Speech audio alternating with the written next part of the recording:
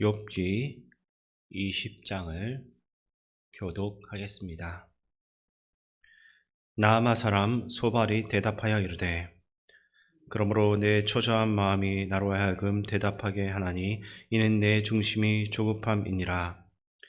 내가 나를 부끄럽게 하는 책망을 들었으므로 나의 슬기로운 마음이 나로 하여금 대답하게 하는구나. 내가 알지 못하느냐. 예로부터 사람이 이 세상에 생긴 때로부터 악인이 이긴다는 자랑도 잠시요 경건하지 못한 자의 즐거움도 잠깐이니라. 그 존귀함이 하늘에 닿고 그 머리가 구름에 비칠지라도 자기의 똥처럼 영원히 망할 것이라. 그를 본 자가 이르기를 그가 어디 있느냐 하리라. 그는 꿈같이 지나가니 다시 찾을 수 없을 것이요 밤에 보이는 환상처럼 사라지리라. 그를 본 눈이 다시 그를 보지 못할 것이요 그의 처소도 다시 그를 보지 못할 것이며 그의 아들들은 가난한 자에게 은혜를 구하겠고 그도 얻은 재물을 자기 손으로 도로 줄 것이며 그의 귀골이 청년같이 강장하나 그 기세가 그와 함께 헉에 누우리라. 그는 비록 악을 달게 여겨 혀 밑에 감추며 아껴서 버리지 아니하고 입 천장에 물고 있을지라도 그의 음식이 창자 속에서 변하며 뱃속에서 독사의 쓸개가 되느니라.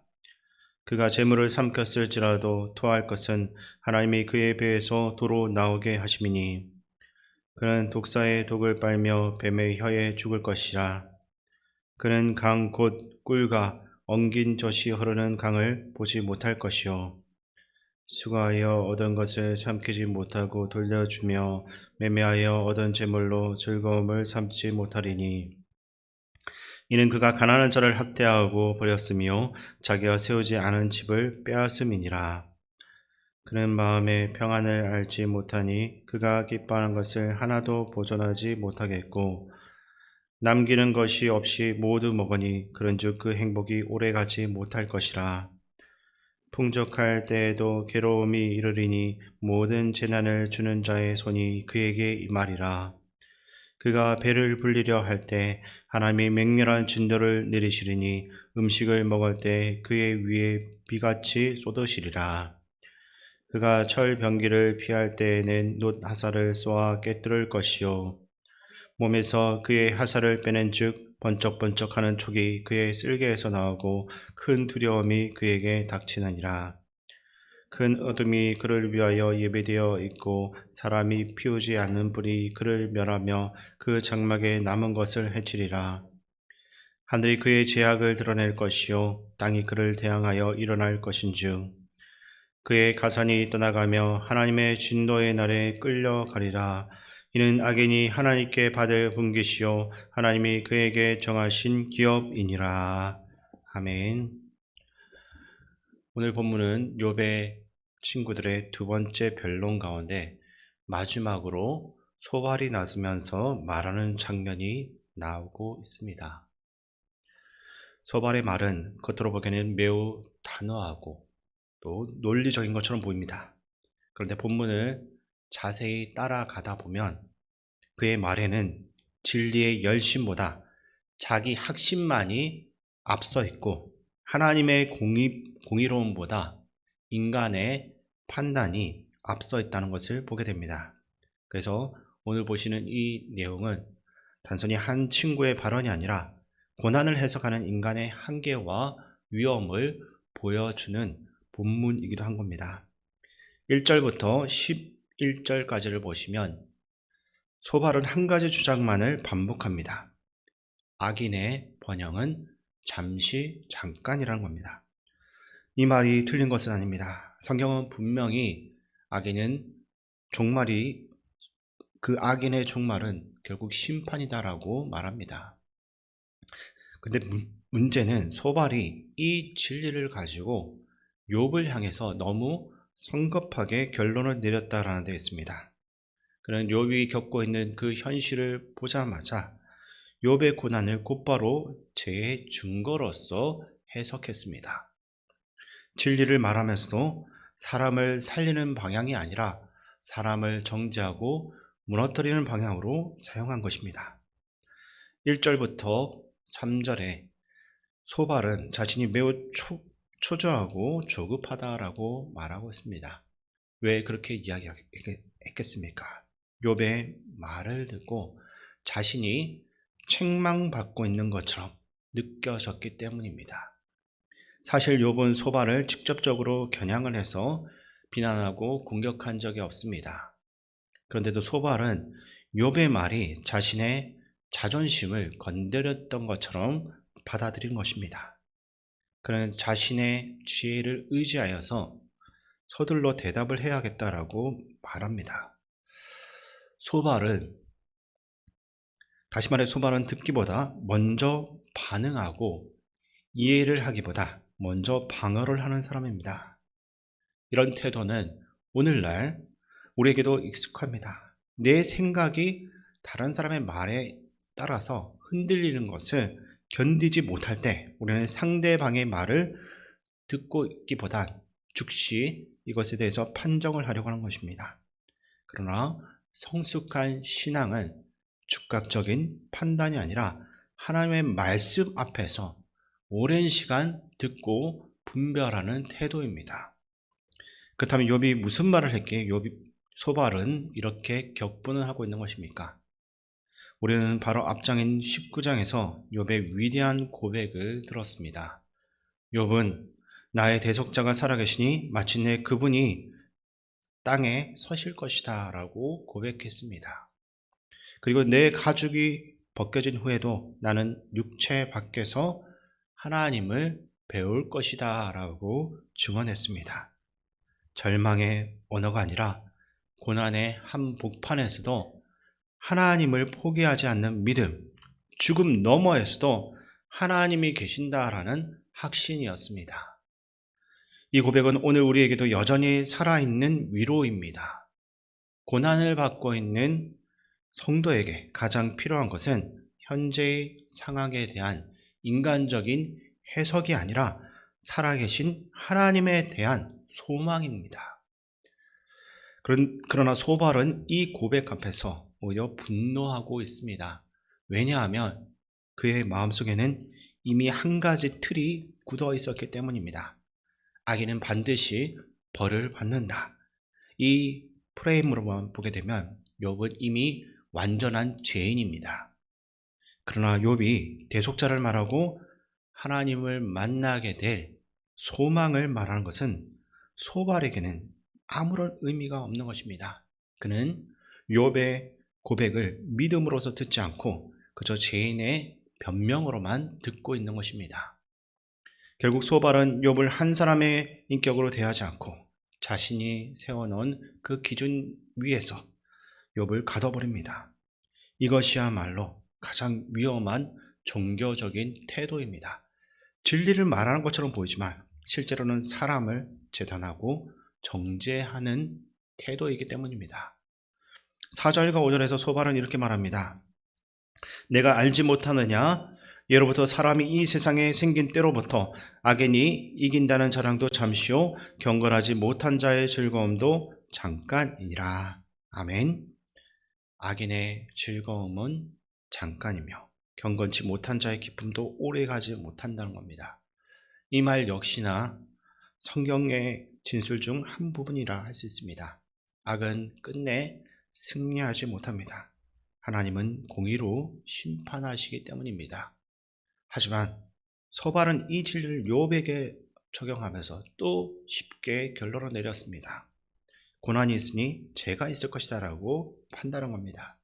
무너짐이 보이니까 악이 드러난 것이라고 말합니다. 근데 욥은 그러한 단순한 인간관계가 그 인간관계가 얼마나 불안정한지 우리에게 끊임없이 가르치고 있습니다. 모든 고난이 곧바로 개인의 죄에 대한 징벌로서 나타나지는 않습니다. 그러므로 우리는 고난당하는 사람 앞에서 늘 조심해야 됩니다. 섣부른 해석은 위로가 아니라 상처가 되고 종교적인 판단은 때로 냉혹한 폭력이 되기 때문입니다. 6절부터 8절을 보면 소발은 악인의 영화가 얼마나 허망하게 사라지는가에 대해서 말해주고 있습니다. 그는 그 높음이 하늘에 닿고 구름에 미칠지라도 결국 꿈처럼 밤의 한상처럼 사라지게 될 것이다 라고 말하고 있습니다. 소발은 욥의 현재를 향해 사실상 이렇게 외치고 있는 거라 할 수 있습니다. 너가 아무리 높아 보여도, 내가 아무리 계속해서 소망을 말해도 결국 다 사라질 것이다 라는 겁니다. 그러나 하나님은 사람을 그런 방식으로 다루지 않으십니다. 하나님은 진리를 통해 사람을 짓누르는 분이 아니라 진리를 통해서 사람을 세워가시는 분입니다. 그러므로 소발의 말은 겉으로는 아름답고 경건해 보여도 실제로는 하나님의 마음과는 완전히 멀어진 말입니다. 11절에서 소발이 그의 몸에 한때는 젊음이 넘쳤고 그 젊음은 역시 그와 함께 먼지 속에 눕게 될 것이다 라고 악담까지 퍼붓고 있습니다. 그는 한마디로 욥에게 이렇게 선포한 겁니다. 너는 결국 무너질 수밖에 없다. 소망을 고백하는 욥 앞에서 그는 오히려 심판과 멸망의 말을 쏟아냅니다. 그러나 욥 뒤의 결말은 그런 것이 아닙니다. 하나님은 욥의 삶을 다시 일으키셨고 그는 고난 이후에 더 깊은 믿음과 더 큰 회복을 경험합니다. 욥 뒤의 이야기는 인간의 잘못된 판단이 하나님의 최종적인 판결이 될 수 없다는 사실을 증언합니다. 사람들은 욥이 완전히 다 끝났다고 말했지만 하나님은 그를 끝내지 않으셨습니다. 이것이 바로 은혜입니다. 12절부터 29절에서는 소발이 악인의 멸망을 여러 가지 비유로 길게 펼쳐놓습니다. 그리고 27절에서는 하늘이 그의 죄악을 드러내고 땅이 그를 대항할 것이라고 말합니다. 사실상 욥을 악인으로 규정한 셈입니다. 여기서 우리는 소발의 생각이 얼마나 위험하게 기울어지고 있는지를 보게 됩니다. 그는 하나님의 공의를 말하지만 그 공의를 자신의 논리로서 축소한 것입니다. 하나님 말씀을 듣고 사람을 재판하는 순간 그는 더 이상 친구가 아니라 무서운 심판자가 됩니다. 그리고 그 자리에 서는 순간 그는 진리를 말하는 것이 아니라 자기만이 가지고 있는 그 확신을 다른 사람에게 강요하는 셈이 됩니다. 그러므로 오늘 본문은 우리에게도 분명하게 경고하고 있습니다. 우리는 고난당하는 사람을 볼 때 너무 쉽게 원인을 단정해서는 안 되는 것입니다. 누군가의 아픔을 곧바로 죄의 결과로만 읽어버리는 순간 우리는 복음을 말하는 것이 아니라 정죄를 말하게 됩니다. 우리는 하나님의 그 높은 뜻을 다 알 수가 없습니다. 그렇게 우리는 성급한 판단을 하기보다 겸손한 두려움으로, 정죄보다 기도로, 논쟁보다 동행함으로 우리 주변의 사람들을 대해야 될 것입니다. 또한 오늘 보면은 우리로 하여금 복음의 자세를 다시 한 번 더 생각하게 만듭니다. 하나님의 백성은 단지 교리적으로 옳은 말만 하는 사람들이 아닙니다. 하나님 나라의 백성은 고난당하고 있는 그 이웃의 소리에 귀를 기울이고 그들의 눈물 앞에 함께 서는 사람들입니다. 진리는 머리로만 전해지는 것이 아니라 그 삶과 관계와 위로를 통해서 분명하게 증언되고 드러나는 것입니다. 교회는 세상의 아픔을 외면하지 않고 하나님의 공의와 자비를 함께 드러내야 할 것입니다. 말로 이기려고 하는 공동체가 아니라 복음으로 살려내고 세우는 공동체가 되어야 하는 것입니다. 오늘 소발의 그 모습을 거울로 삼아서 우리가 듣는 사람이 되어야 합니다. 먼저 판단하는 사람이 아니라 기도하는 사람, 상대를 자신의 틀에 가두는 사람이 아니라 하나님 말씀 앞에서 자신을 먼저 점검하는 사람, 그리고 무엇보다 사람을 정죄하는 언어가 아니라 다시 세우고 살리는 언어로서 이웃을 섬겨야 됩니다. 고난 속에서도 하나님은 여전히 일하시며 우리가 다 알 수 없는 신비로운 방식으로 사람을 붙드시고 회복시키십니다. 그러므로 우리는 사람의 현재의 그 모습만 보고 결론 내리지 말고 하나님이 끝까지 책임지신다라는 그 섭리를 신뢰하면서 살아가야만 합니다. 오늘 본문을 통해서 하나님께서 우리에게 묻고 계십니다. 욥의 친구들처럼 성급한 판단자가 될 것인지, 아니면 하나님의 마음을 닮아서 오랜 시간 참고 함께 울어주는 사람이 될 것인지, 이 질문을 하고 있는 것입니다. 우리의 입술이 사람을 무너뜨리는 도구가 아니라 예수 그리스도의 은혜만을 전하는 통로가 되기를 바랍니다. 그리고 우리 교회가 진리를 말하되 결국 사람을 살리고 공의를 선포하되 이웃을 품는 공동체가 될 수 있기를 주님의 이름으로 축원드립니다. 하나님 아버지, 우리가 인생을 살아가면서 내 가까이에 있는 사람을 쉽게 판단하고 정죄하는 마음이 있다면 내려놓게 하시고, 고난당하는 이웃을 먼저 품고 함께 울어주는 믿음을 주시옵소서. 우리의 입술이 누군가에게 상처를 당하는 도구가 아니라 복음으로 살리고 위로하는 통로가 되게 하시며, 하나님만이 참된 판단자가 되심을 기억하게 하여 주시옵소서. 우리와 늘 함께 하시는 예수님의 이름으로 기도드립니다. 아멘.